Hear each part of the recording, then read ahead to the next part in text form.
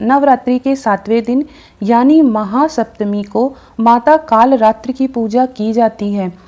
जैसा इनका नाम है वैसे ही इनका रूप है। खुले बालों में अमावस की रात से भी काली माँ कालरात्रि की छवि देखकर ही भूत प्रेत भाग जाते हैं। माँ का वर्ण काला है। इस देवी के 3 नेत्र हैं। ये तीनों ही नेत्र ब्रह्मांड के समान गोल हैं। इनकी सांसों से अग्नि निकलती रहती हैं। ये गर्दभ की सवारी करती हैं। ऊपर उठे हुए दाएं हाथ की वर मुद्रा भक्तों को वर देती है।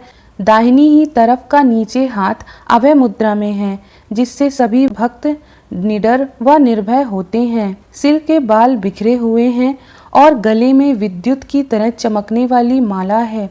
बाईं हाथ के ऊपर वाले हाथ में लोहे का कांटा और नीचे वाले हाथ में खंडक है। माँ कालरात्रि की कथा के अनुसार दैत्य शुंभ निशुंभ और रक्त बीज ने तीनों लोकों में हाहाकार मचा रखा था।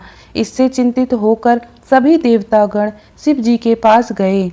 शिव जी ने देवी पार्वती से राक्षसों का वध करने, भक्तों की रक्षा करने को कहा। शिव जी की बात मानकर पार्वती जी ने दुर्गा का रूप धारण किया और शुंभ निशुंभ का वध किया। परंतु जैसे ही दुर्गा जी ने रक्त बीज को मारा, उसके शरीर से निकले रक्त से लाखों रक्त बीज उत्पन्न हो गए।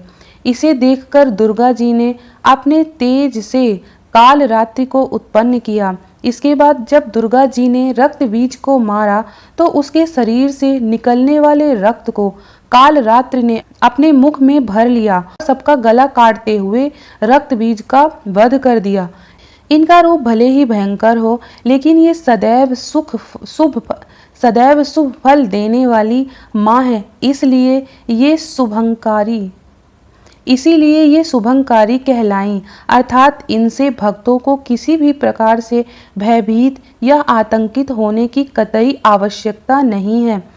इनके साक्षात्कार से भक्त पुण्य की भागी बनता है। कालरात्रि की उपासना करने से ब्रह्मांड की सारी सिद्धियों के दरवाजे खुलने लगते हैं और तमाम असुर शक्ति उनके नाम के उच्चारण से ही भयभीत होकर दूर भागने लगती है। माँ कालरात्रि की पूजा करने से शनि दोष समाप्त होता है। आगामी व्रत और त्योहारों के लिए राजलक्ष्मी चैनल को सब्सक्राइब करना ना भूलें और माँ के अन्य स्वरूपों की कथा डिस्क्रिप्शन बॉक्स में मिल जाएगी, उसे अवश्य सुनें। धन्यवाद।